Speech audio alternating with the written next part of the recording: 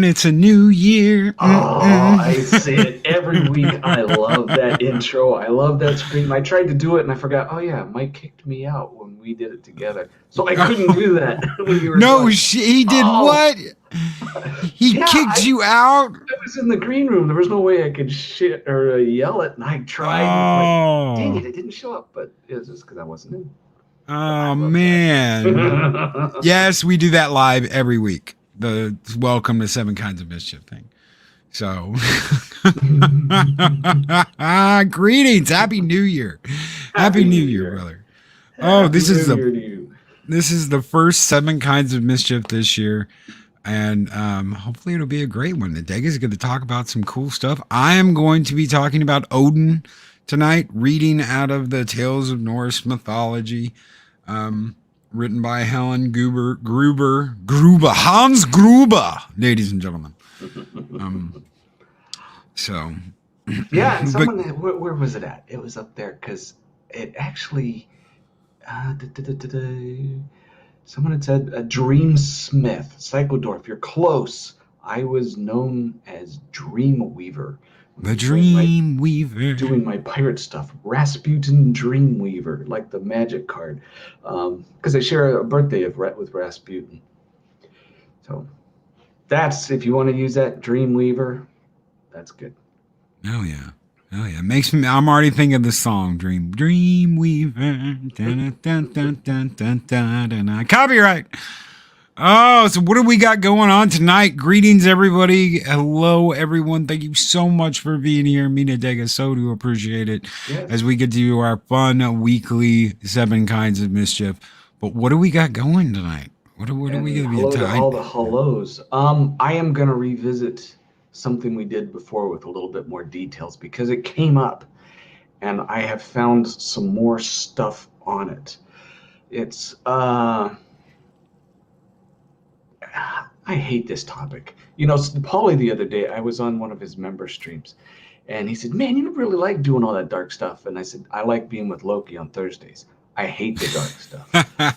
Yeah. I'd rather talk about light stuff, good stuff. You know, that one time when you made me do that one meet Adega a couple years ago, and Oh God. that was all good stuff, you know. But he didn't want to do it. Ladies and gentlemen, he did not want to do. Nobody wants to talk. No one wants to hear me talk about me for an hour. And I was like, bullshit. Watch.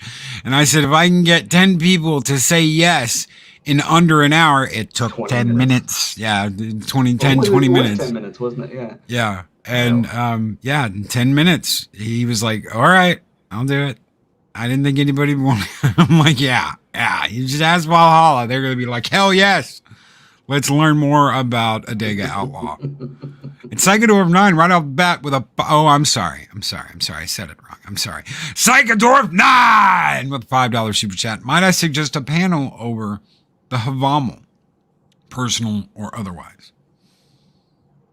We can do that. We can do something like that at some point in the future. Yeah. Thank you, Psychodorf 9. I was just before we got on the show, I was doing some research into, and that name reminds me, it's similar, but I can't quite remember. It was the 9th century when the Vikings started being mercenaries for the Byzantines, and people had no idea what they were coming. You know, the Vikings are going, "Man, you're going to pay me? Okay, doing it anyway. Don't have to plunder. I'll just go fight for the emperor." And the feared giants from the north. Yeah. The book, basically, it's like the Book of Odin, for anybody who doesn't know. Right. Anyway, no, I did want to revisit something. Thank you, Psychodorf. Oh, yeah. Go ahead. Sorry. No. Thank you, Psychodorf. For your super chat, brother. You guys keep the fires burning bright here in Valhalla. Thank you. All right. Yeah, I've gotten more information on this. Like I said, I really don't like the subject, but I'm going to talk about two things. Once upon a time, it was almost 2 years. Yeah, the Varangian. They, that's exactly who they were. Yep, the Varangian. Mothers of Darkness has come up a couple times recently when I was talking with people. A lot of people don't understand that, yeah, this is a real thing. So I am going to, as best as I can, because there are many different sources, and most of them are liars that say they know what's going on with the Illuminatus or various different things. But there are a few that are reliable, and almost every single source has information that is identical to everyone else. But one of them would say, well, we wanted, or they were trying to make Jimmy Carter their grand poopah or what have you. It just, stupid stuff where it didn't match. Maybe they heard something and embellished. And I'm also very afraid that sometimes I may even do that, where I hear things, get details, and it comes out wrong. And you guys should always check what I say. But this one, I think, is as close to correct as I can get. So first off, I'm going to do some Mothers of Darkness. Then I'm going to bring up my source. And then I want to get into some other things that actually gets into the UFO territory too. So it all kind of fits together. I got to highlight this. I'm very colorblind. And sometimes when they put print on black pages in red or dark green or what have you, I can't see it. But I know it's there because they have like little highlights of the letters and I can't read them. But so here we go. Some more information about Mothers of Darkness.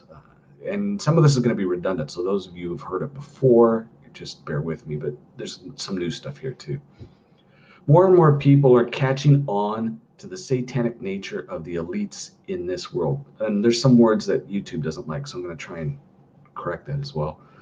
Mind control and programming are carried out on all their offspring so that the total control, this is talking about Illuminatus children, total control, obedience, and compliance to secrecy are maintained. For the victim, mind control begins before birth. This is something I learned recently. Premature birth is important as it creates, and this is actually verifiable, you can check it out as best as you can for a secret society. Premature birth is important as it creates a fighter spirit within the infant. They believe if the child does not have a strong instinct for survival pre-birth and does not fight to survive the premature birth, then it will not fight to endure the tortures of programming. Hence, premature birth is considered the beginning of the selection process. From a young age, an Illuminati monarch slave will carry on ritual functions at a number of different levels in the occult. And there are different altars for different levels and different ritual dates. Now, these are verifiable. Again, there's a lot of sources that verify these. I'm going to read the males first and then the females because each one has a different level. Level 1 for a male, and it starts with youth and it goes up to where they're elderly. The Demolav. Number 2 is vassal or prince. Number 3 is presenter or knight. Number 4 is program director or priest. You get a lot of those in Hollywood. And I don't need to point fingers because you already know who they are. Number 5, grand wizard or duke. Number 6, grand master. Number 7 is god. For the female, number 1, daughter of Job. Number 2, princess or debutante. Number 3 is mother of darkness. Number 4, grandmother, not grandmother, but grandmother. Number 5, grand dame. Number 6 is goddess. And then it continues on with the higher levels, Council of 9, Council of 13 in Pindar, which was ultimately reserved for someone in the Rothschilds, as far as I know. All right, and this is where I need to start to watch what I say. Between the ages of 16 and 19, young females must undergo the deep satanic altars or pathworking. This pathworking will be completed before they turn 19. At the age of 19, they are initiated into the 1,000 Points of Light ceremony. Remember, I mentioned that last time as well. Usually held at the Mother of Darkness Castle in Chateau des Maures. It's French. The Castle of the King. close to the Belgium-French border in Europe in late April and May, or Bellefontaine, those of you who know what that is. Guards and heavy forest protect the large castle from public view. There are actual incidences of people having accidents in cars and stuff, wandering off and trying to reach the castle and are never seen again. The parameters are protected by electric fence as well as CCTV. The 19th century neo-Gothic style castle seems to be stuck in time. It is said that inside there is a room dedicated to huge parchment manuscripts bound in human leather containing the names of the initiates.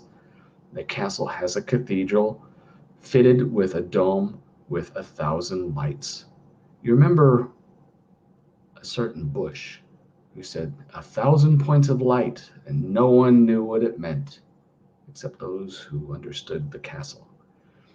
1,000 points of light and a great hall with columns of either side and a large stone altar in the center. Here's where it gets hard for me to see because it alternates from red to white. Mothers of Darkness ritual will be the sealing ceremony for the princess or debutante level.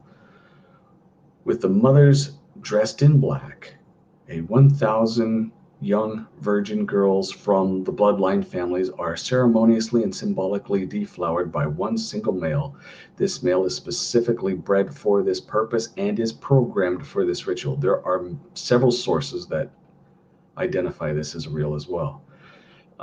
At the end of the ritual, the male is ritualistically sacrificed and eaten. An Illuminati Grand Dame is killed in a ritual in order to pass her spiritual power into the next initiate in line, and is done with great reverence. No blood is spilled out of respect, since the woman who gives up her life does it willingly. At death, the last breath is inhaled by the replacement to transfer the power. It is said that there may be as many as 2,197 grand dames at such a coronation. Her head is severed on a silver platter at a banquet. I don't know about that part, but there are several sources that say the same thing, that the decapitated head is served at a banquet. For the deeper altars of high-level slave, this is part of their way of life. They are told it is their birthright and heritage. Their life is a constant struggle of trauma and disassociation. Because of their disassociation with the rest of their own system of altars, they don't perceive a need to change their lifestyle. The ritual for this purpose creates the initiate's energy field. This is where things are half verifiable and half a little dicey. A vibration frequency, which connects to the consciousness of the participant of the lower fourth dimensional reptilian and other consciousness of the lower fourth dimension. Getting into the UFO aspect before I get back to this story, there's a lot of people who may or may not know. Well, I'm sure all of you have heard about the reptilian aliens. I don't know what to think of it. I think it's more like a representation of Satanism, a symbol of the serpent. But, there are people that think they're an actual reptilian race that lives underground here, so I don't know. I have no... Oh, well, actually, there was one occasion, it was about 4 years ago, and it was a big buzz among the UFO community, where a image showed up on the net for about 20 minutes, and then it was scrubbed, and some people have tried to piece it back together. It was interesting because no one knew how it was scrubbed, and yet I saw it. There was several thousand people that saw it, and then it was gone. But it looked like, kind of like it would look like what you would think a reptilian humanoid would look like, and it was taking a selfie in the middle of the desert, and it got caught, and then it got shut down and everything was wiped. So I don't know, just sidetracked. Forgive me. Psychodorf 9 threw out a $5 super chat and said the bones of this ritual are rooted in English Irish Iron Age Wiccan practice. Yeah, it's you'd find a lot of wood carvings that go way back, and how it also relates to some of the early churches.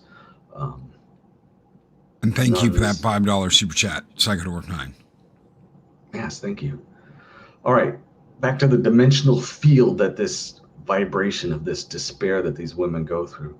This dimensional field is also known as the lower astral to many people, which represents or which resonates to the frequency of low vibrational emotions like fear, guilt, hate, and so on. When the ritual focuses these emotions, a powerful connection is made with the lower fourth dimension and its parasitic reptilian gods. This is when possession takes place and the reptilian entities take over the initiate's physical body. Now, some people, and I don't believe this, but it's I can see why they believe that. You look at people like AOC, Barbara Bush, the old one, I think it's Barbara Bush, where their eyes bulge out.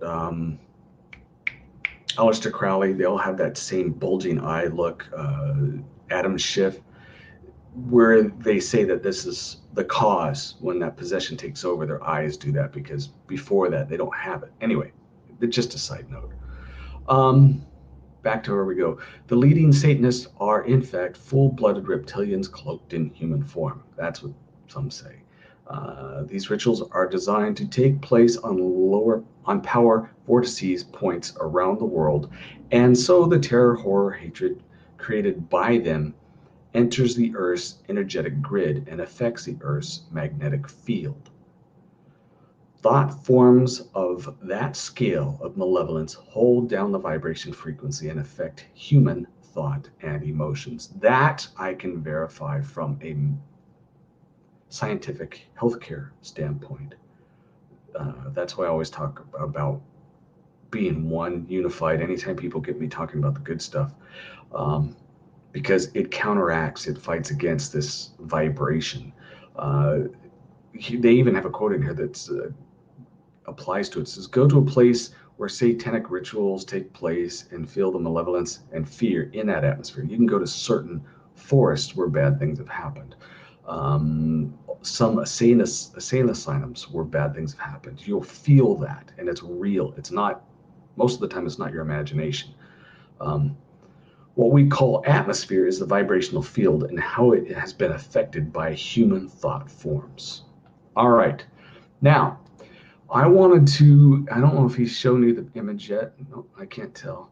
I'm going to talk about a lady who is one of the more credible witnesses.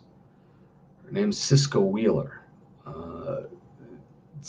There's always people who try and debunk, always people who try and support. It's hard to find who's telling the truth. This one seems to be most consistently correct. There are several others. I have a list of them, and some of them are nuts. But this one I think is kind of sound. Yeah, that's Cisco Wheeler, and she's a monarch mind control victim. We've talked about the mind control stuff. So here is her testimonial. It's a little long. I'm going to go a little bit long today. So, but I think it's important for you to get this. Cisco Wheeler was born into the transgenerational satanic family. Her father was a mind control master programmer for the U.S. government, a 33rd Freemason Grand Druid Council member, and Illuminati Grand Master who made a living drug running during the Vietnam War. He had married his mother, a good Christian, in order to infiltrate Christianity as part of the Illuminati plans back in the 40s. Now, we talked about how way back when, back in the 1600s, where they talked about they had to slowly infiltrate. And it all adds up. These names and dates all match. Her trauma-based programming began when she was still in her mother's womb, so she could sexually receive the top echelons of the U.S. political structure, including President Dwight Eisenhower, as well as governors, mayors, and members of the British royal family. Wheeler's two primary programs were her father, known as Mr. Black, and none other than the Nazi war criminal known as Dr. Greenbaum, or Mengele. It's a recurring character in the Monarch recovery memories. A lot of people say that Mengele was involved, which makes sense for those of you who studied it. You can get with Canuck. He may be able to know more about it than I do. Sisko's father was Mengele's number 2 man. Sisko was part of the Illuminati Monarch mind control program. According to Monarch theories, the CIA MK Ultra program is considered more advanced than it had been let on. Thanks to Nazi advancements, the CIA, Illuminati, is now able to create and perform mind control slaves by using traumatic events and films such as, and we talked about these too, Fantasia, Wizard of Oz, Alice in Wonderland, the symbolism's all there, to create multiple personalities.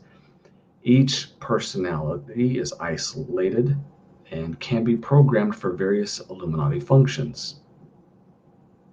Various physical activities with the opposite or same sex, assassinations, blackmail, spy. You need a mass shooting somewhere, they can pop out of nowhere to do mass shootings anytime they want to do gun control issues, that type of thing. According to international documents that Sisko has seen, there were over 2 million active Monarch slaves in the US in 1968. Could you imagine the number now? She was very close to her father due to being kept in isolation and having exclusive contact with him. As a programmer, he was able to control her liver, kidneys, heart, and lungs using hypnosis.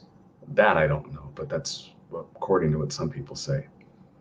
At 18 months, she was suddenly taken from him. The next time they met, he violently did some bad things to her to begin her trauma-based programming. Apparently unaware that she was using a pseudonym, and that's weird, sorry, and that her father's name is not actually Wheeler. She tells us that she is the grandniece of U.S. Army General Errol Wheeler. That one's kind of vague. That one isn't quite supported. It says it's somewhere tied in way back to Ulysses S. Grant. There's some shade on that one, so we don't know for sure. Many of Wheeler's recovered memories of trauma feature cages, and this is pretty consistent with everyone that has these Monarch things, almost everyone. Cages in the desert. Wheeler and other 2 to 4-year-old children were individually kept in hot cages in the desert. They were left in the scorching heat for hours without any water or food. Joseph Mengele would then walk in between the cages with a daisy in hand. He would play a twisted version of He Loves Me Not with the cage's occupants. If the last pedal pulled was Loves Me Not, he would take that child out of the cage and dispatch them on the spot. Again, I'm cleaning up the language here. Sisko says that exercise was for her benefit only, because she was special and an Illuminati and had something planned for her. All the other children were expendable. It served to demonstrate what would happen if Mengele stopped on or ever stopped loving her. Kittens in cages. This one was interesting. I didn't know about this, but it makes sense and I can't verify it. In order to make Illuminati slaves into kittens, now we do hear about the kitten thing and the tiger and stuff, so that's where it kind of makes sense. The Illuminati would set up 2 cages and put kittens in one and a young girl in the other. The kittens were given love and affection while the child would be shocked every time she wanted food or water. She was spit on and humiliated for being a human child. She had to create a split personality and become a kitten to escape. Sisko still didn't believe herself to be a human being until deprogramming years later. They did something similar with monkeys in the cages, but in certain aspects, they had apes that would take care of the kids, that would feed them and sometimes beat them and do various bad physical things to them.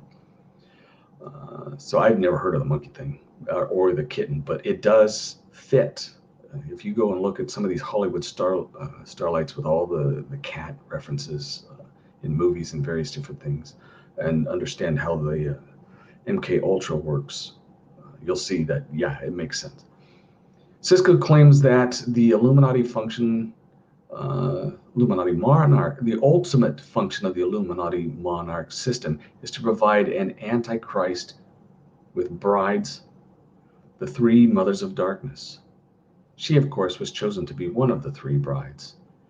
Members swear on an oath to Lucifer to being on the end times and to install the Antichrist on his throne. They are from the 13 Illuminati bloodlines, and no one from outside can be one of them. She finally broke free at the age of 40 when her father, who had been her handler and primary programmer, died. She doesn't mention if Mengele or any trauma with Mengele's death in 1979. She soon began reintegrating her personality and met 4 other women who had also been programmed in the monarch physical activity slave stuff by her father. Because all 5 women had been trained and programmed as slaves, they were able to understand the inside and the heartbeat of Lucifer himself and carefully deprogram themselves over a course of many years. It goes on to talk about some books that she wrote with some other people. Let's see, in case you ever wanted to look them up. One book, They Know Not What They Do. Another book, The Illuminati Formula Used to Create an Undetectable Total Mind Control Slave. And Deeper Insight into the Illuminati Formula. But again, I had mentioned, and this is why I brought this up, the Mothers of Darkness has appeared a couple times in some of the things that have happened recently, and different streams that have been on. People are asking about it. There is enough evidence, and there are plenty enough people talking. You can find videos of some of these people in the lower streams of, they're never even get to the level of Dame or Debutante or Daughter of Job, which are the entry levels, but it's all there. And you guys need to know about it, especially when you see people do really nutso things, like finding a Christmas parade to drive over people out of hate. Well, was it just straight hate, or was there some type of programming going on? I don't think that guy was programming, but an awful lot of these shootings that you hear of, mass shootings, and somehow the camera image of the person doesn't match what the eyewitnesses say, or the person that they caught, or who wears what, or who's there. We're being played with on a large, very dark, and very hidden scale. So door opens a little bit wider for you. That's what I had for you this evening. Thank you, Adega. Thank you so very much, brother. Thank you for sharing the dark, insidious nastiness. Yeah, you're welcome. Well, better for people to know than to not know. My opinion. Yeah.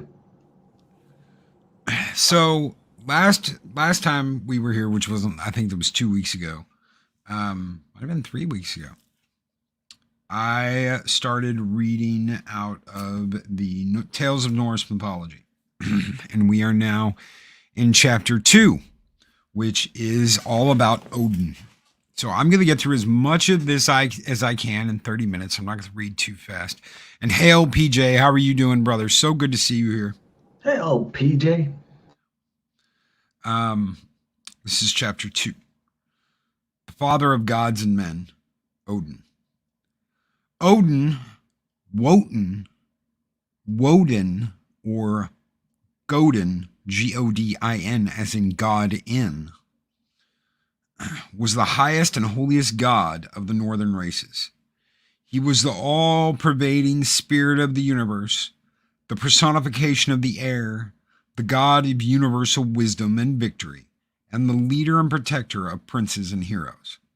As all the gods were supposed to be descended from him, he was surnamed the All-Father.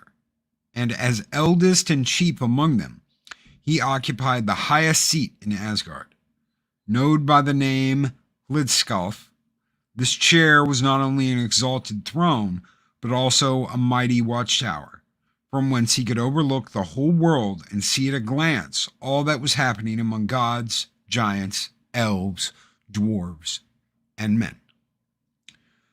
From the hall of heaven he rode away, the Lidskov, and sat upon his throne, the mount from whence he eye surveys the world, and far from heaven he turned his shining orbs to look on Midgard, and the earth, and men.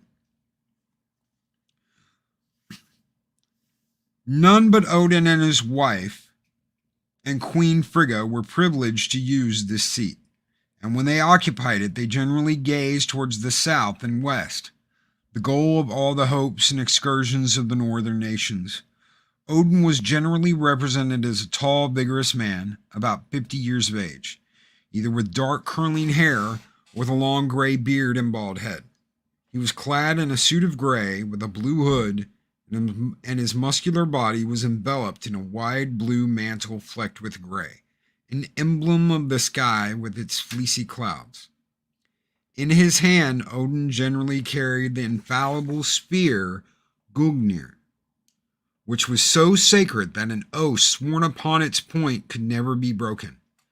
And on his finger or arm he wore the marvelous ring, Draupnir, the emblem of his fruitfulness, precious beyond compare. When seated upon his throne or armed for the fray, to mingle in which he would often descend to earth, Odin wore his eagle helmet, but when he wandered peacefully about the earth in human guise, to see what men were doing, he generally donned a broad-brimmed hat drawn low over his forehead to conceal the fact that he possessed but one eye. Two ravens, Hugin, Thought, and Munin, Memory, perched upon his shoulders as he sat upon his throne, and these he sent out in the wide world every morning, anxiously watching for their return at nightfall, when they whispered into his ears news of all they had seen and heard. Thus he was kept well informed about everything that was happening on Midgard. At his feet crouched two wolves, or hunting hounds, Gary and Freki, animals which were thought for considered sacred to him, and of good omen if met by the way. Odin always fed these wolves from his own hands, from meat set before him. He required no food at all for himself, and seldom tasted anything except the sacred mead he would drink in Valhalla. When seated in state upon his throne, Odin rested his feet upon a footstool of gold, the work of the gods, all of whose furniture and utensils were fashioned either of that precious metal or of silver. Besides the magnificent hall Gladsheim, where stood the 12 seats occupied by the gods when they met in council, and Valaskov, where his throne, Hildskov, was placed, Odin had a third place in Asgard, situated in the midst of the marvelous grove Glacier, whose shimmering leaves were of real gold. Here's something we all should know a little bit about. This is called Valhalla. This place, called Valhalla, the Hall of the Chosen, had 540 doors, wide enough to allow the passage of 800 warriors abreast, and above the principal gate were a boar's head and an eagle, whose piercing glance penetrated to the far corners of the world. And where's let's see, I'm thinking, War Eagle. I can't ever do the War Eagle. No. Keely Chow. Looking for Keely Chow. Yeah, I can't do that. You sound like Bad Breaks when you try that. The walls of this marvelous building were fashioned of glittering spears, so highly polished that they illuminated the hall. The roof was of golden shields, and the benches were decorated with fine armor, the god's gift to his guests. Here long tables afforded ample accommodation for the Einhar, warriors fallen in battle, who were specially favored by Odin. The ancient northern nations, who deemed warfare the most honorable of occupations and considered courage the greatest virtue, worshipped Odin principally as god of battle and victory. They believed that whenever a fight was impending, he sent out his special attendants, the shield, battle, or wish maidens, called Valkyries, choosers of the slain, who selected from the dead warriors one half their number, whom they bore on their fleet of steeds over the quivering rainbow bridge Bifrost into Valhalla. Welcomed by Odin's sons, Hermod and Bragi, the heroes were conducted to the foot of Odin's throne, where they received the praise due to their valor. When some special favorite of the god was thus brought into Asgard, Balfather, father of the slain, as Odin was called when he presided over warriors, would sometimes rise from his throne and in person bid him welcome at the great entrance gate. One thing I would like to add to this really quick. You did not pray to Odin for victory. That was like a slap in the face. What you prayed for was a warrior's death. Very akin to the way the Klingons are in Star Trek. The Klingons in Star Trek are very, very much like the Vikings. They didn't pray for victory. That was like, you're asking Odin for help to do your work. You don't do that. You pray that you die a great death in battle and are able to stand in front of him, that he stands up, like I said, and welcomes you into Valhalla. Besides the glory of such distinction and enjoyment of Odin's beloved presence day after day, other more material pleasures awaited the warriors in Valhalla. Generous entertainment was provided for them at the long tables, where the beautiful white-armed maidens, the Valkyries, having laid aside their armor and clad themselves in pure white robes, waited upon them with assiduous attention. These maidens, 9 in number according to some authorities, brought the heroes great horns full of delicious mead, and set before them huge portions of boar. I'm assuming that's boar as in pig boar, upon which they feasted heartily. The usual northern drink was beer or ale, but our ancestors fancied this beverage too coarse for the heavenly sphere. They therefore imagined that Balfather kept his table liberally supplied with hydromel and honey mead, which was daily furnished in great abundance by his she-goat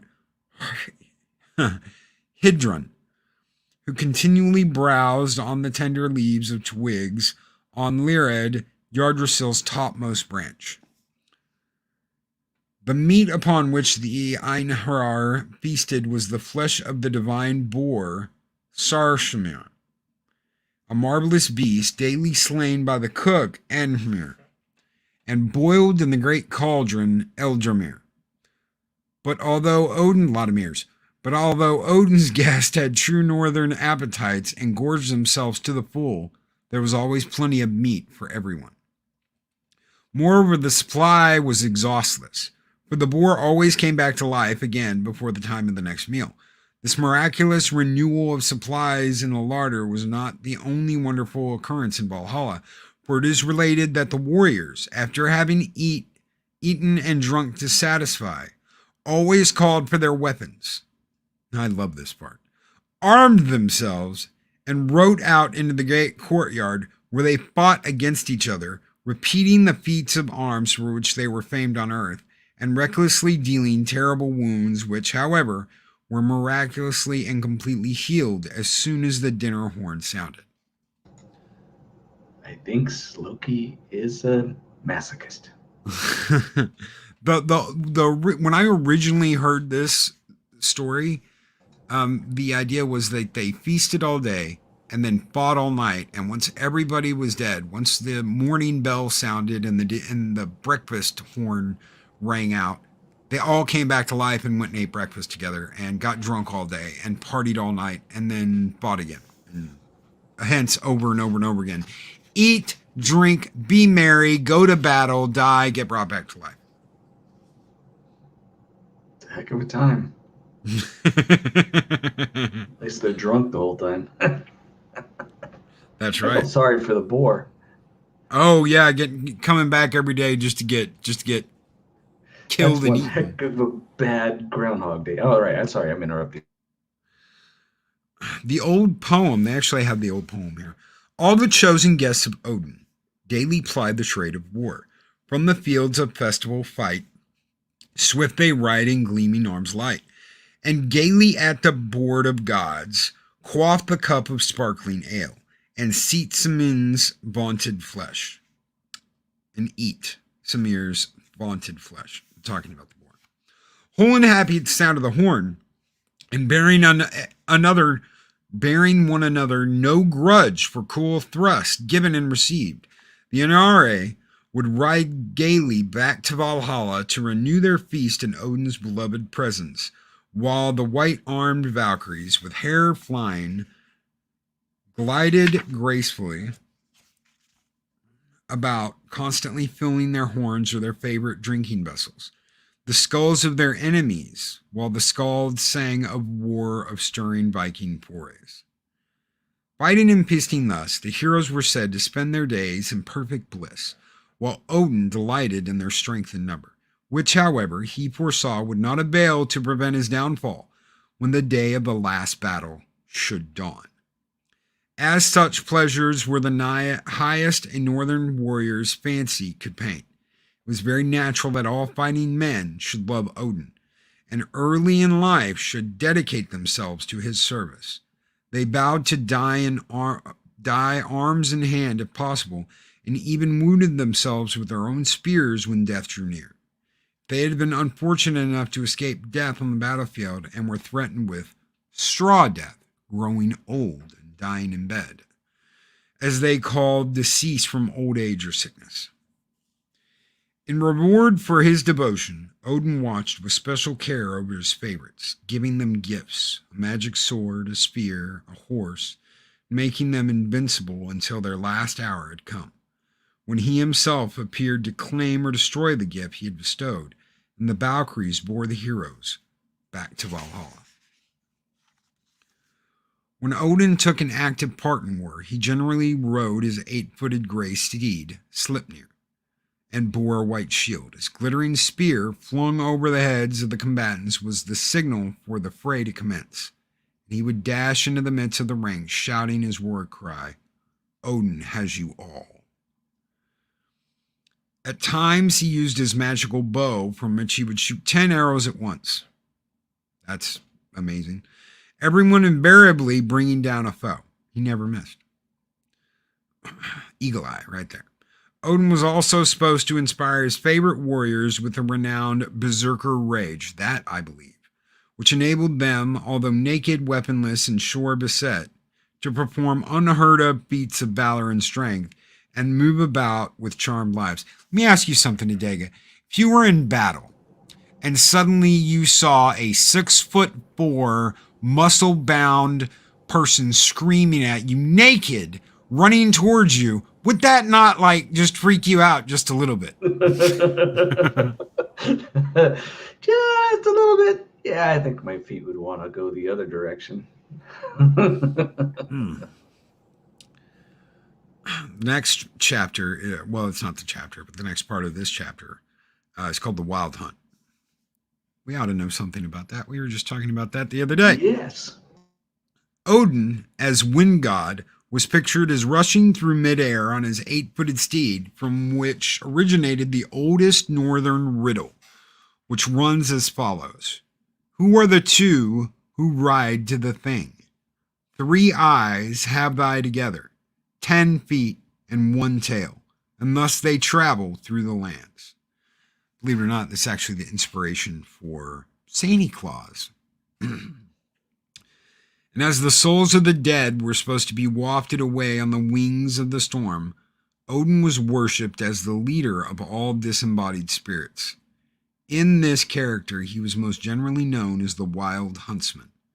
And when people heard the rush and roar of the wind, they cried aloud in superstitious fear, fancying they heard and saw him ride past with his train, all mounted on snorting steeds, and accompanied by baying hounds. And the passing of the Wild Hunt, known as the Woden's Hunt, the Raging Host, Gabriel's Hounds, or the Asgardarians, was also considered a presage of misfortune as pestilence or war. It's further thought that if any were so sacrilegious as to join in the Wild Hunt, Halloo in mockery. They would be immediately snatched up and whirled away with the vanishing host, while those who joined in the halloo with implicit good faith would be rewarded by the sudden gift of a horse's leg hurled at them from above, which, if carefully kept until the morrow, would be changed into a lump of gold. Not a lump of coal, but a lump of gold. Even after the introduction of Christianity, the ignorant northern folk still dreaded the oncoming storm, declaring that it was the wild hunt sweeping across the sky. Sometimes it left behind a small black dog, which, cowering and whining upon a neighboring hearth, had to be kept for a whole year and carefully tended unless it could be exorcised or frightened away. The usual recipe, the same as the riddance of changelings, was to brew beer in eggshells, and this performance was supposed to startle the spectral dog that he would fly with his tail between his legs, exclaiming that, although as old as Bemir or a Bohemian forest, he had never before beheld such an uncanny sight. The object of this phantom hunt varied greatly, and was either a visionary boar or wild horse, white-breasted maidens who were caught and borne away bound only in 7 years, or the wood nymphs called moss maidens, who were thought to represent the autumn leaves torn from the trees and whirled away by the wintry gale. In the Middle Ages, when the belief in the old heathen deities was partly forgotten, the leader of the wild hunt was no longer Odin, but Charlemagne, Frederick Barbarossa, King Arthur, or some Sabbath breaker like the Squire of Rodenstein or Hans von Hackelberg, who in punishment for his sins was condemned to hunt forever through the realms of the air. As the winds blew fiercest in autumn and winter, Odin was supposed to prefer hunting during that season, especially during the time between Christmas and Twelfth Night. And the peasants were always careful to leave the last sheaf of measure of grain out in the field to serve as food for his horse. Not cookies, ladies and gentlemen, for Dasher and Dancer and Prancer and Vixen, but hay for his horse. This hunt was, of course, known by various names in different countries of Northern Europe, but as the tale told about it are all alike, they evidently originated in the same old heathen belief, and to this day ignorant people of the North fancy that the baying of a hound on a stormy night is an infallible passage of death. And this is the original Sir Walter Scott poem. Still, still shall last the dreadful chase, till time itself shall have an end. By day they scour earth's cavern space, at midnight's witching hour ascend. This is the horn, the hound, and the horse. The oath the ladded peasants hears, applaud he signs the frequent cross, when the wild din invades his ears. The wakeful priest oft drops a tear, for human pride, for human woe, when at his midnight mass he hears the infernal cry of hola ho, ho ho ho. After 2,500 years, it's still around. The wild hunt or raging host of Germany was called Herlething in England, from the mythical king Herla. It's Just lost it down, buddy. You need to fix that. I hate it when that happens. He's gonna get it fixed eventually. sorry There you about go. that. Really, really sorry about that. I've got my program up that's supposed to stop that. We are going to get away from a USB mic. We are going all old school 3.5. So I like it better anyway. So we're going to get a sound converter. That's one of the first things we're going to do this year.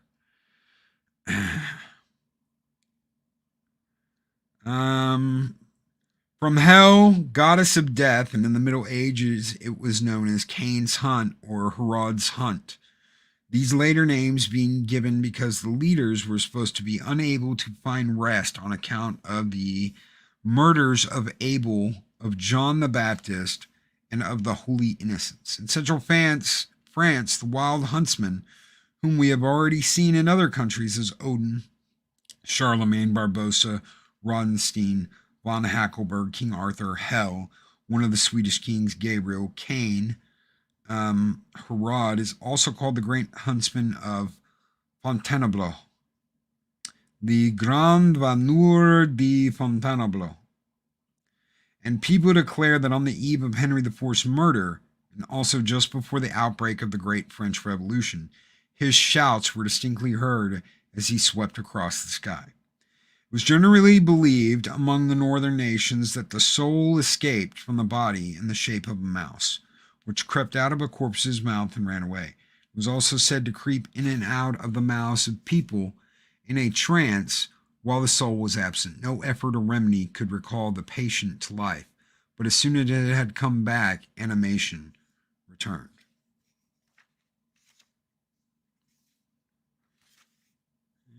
And that is it for today. We've got more about Odin, but this is going to be mainly about like his descendants. I'm with Daryl the Derelict. When it came to Odin and this wild hunt stuff, I could listen to that all day. Yes. And there's some bishops apparently that absolutely positively wanted to get rid of Odin. Yeah. But it's still amazing. The seeds, it's about 2,500 years ago, maybe a little longer, of those stories still in our traditions now.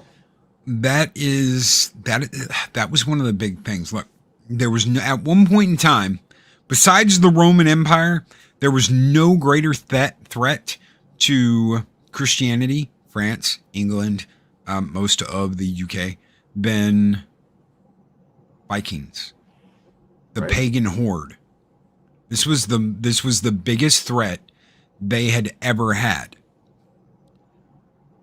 When you sit down to try and work out an arrangement and say, look, we are never going to give up our religion. We will incorporate you in. We will also incorporate a lot of your beliefs into this. But we can't have any murdering. We can't have any human sacrifice. But we're going to take your greatest holiday and we're going to meld it with the holiday we have for our God's only son. And it worked. And it worked. It worked by incorporating their beliefs and their greatest strength, which was living through winter, as the biggest holiday of the year. This is going to be the biggest holiday. Something the Spaniards should have thought of when they hit South America, Mm-hmm. instead of murdering everybody. Yes, and classic comics. We will get to that because I've got a huge chapter on Loki and I've got a huge chapter on Ragnarok. I'm going to read Thor, Balder. There will be more of this coming in the weeks to come, ladies and gentlemen. But thank you, big thank you, all of you for being here. Big thank you to Adega Outlaw, brother. That was an absolute wonderful. You don't have to thank me. I, you know what? You invited me here, so I thank you. We've been doing this for over a year. This is fun. Hell yes. I yes. really enjoy this. It's like I told Polly, I mentioned this at the beginning. These dark things, I know about them. I don't like them, but it is important that people know about them. And I love coming on here to hang out with you and share them with people. So, you know, you can see that there's two sides to every coin. There's the light side and there is the dark side. The light can be really, really light and the dark can be darker than you imagine. But no, thank you for having me on. Heck yeah. Before we get out of here, Mark Damon Tire says, my mom still decorates her mantle using Father Christmas, who is missing an eye, with an evergreen. Nice. Yes, absolutely. Chris Persia says, Loki and Adega, thank you both for having a great evening. Nostalgia Melody, thanks for having us. Daryl the Derelict, it was a great show, gentlemen. I know Lady Myst is right there saying, fun show, Loki and Adega. Lots of flowers and clapping. Thank you. Digital confetti. I have not, Parrothead. Not yet. I have not done a show about Loki yet. That is coming. It's coming. We're going to get into Thor. We're going to get into a couple of things. But one of the things you're going to love is, in almost all of these stories, somewhere, it's like, and suddenly tragedy befell the Vikings. Loki did it. Loki did it. Blame Loki. Thor, I went to reach for Mjolnir, and the handle had been cut. Loki did it. my steed disappeared. Loki did it. The grain dried out. Loki did it. Odin's no longer. Loki did it. Frigga's missing her. Loki did it. Freya disappeared. Loki did it. Bad hair day. Loki did it. Yeah. So that is coming. Believe me. It's like once we get into everybody, especially Thor. I know that foul brother of mine, Loki, did it. Yeah. You know what? That has to be an all-day affair. When we come to Loki, we need to make a big deal out of it. Yes. Yep. Hell yes. She said YouTube kicked me out. No way. The Void. Yes. The old Parrothead knows. Parrothead knows who tricked Thor into drinking the sea. And he took his drink out of a horn, but had no idea the horn was connected to the ocean. So as he drank his fill, he could not drink the entire ocean. Guess what? Loki did it. Yes. Parrothead knows his shit. You're getting ahead of us, brother. But yes, absolutely. We're out of here, guys. Take care. Be excellent to each other. Always speak friend to enter. And we'll see you guys next time. And I swear, if YouTube kicks anybody out, we're kicking back. That's right, Lady Myst. Take care, everybody. Good night. These videos are tremendous. Like, comment, and subscribe, and hammer that notification bell.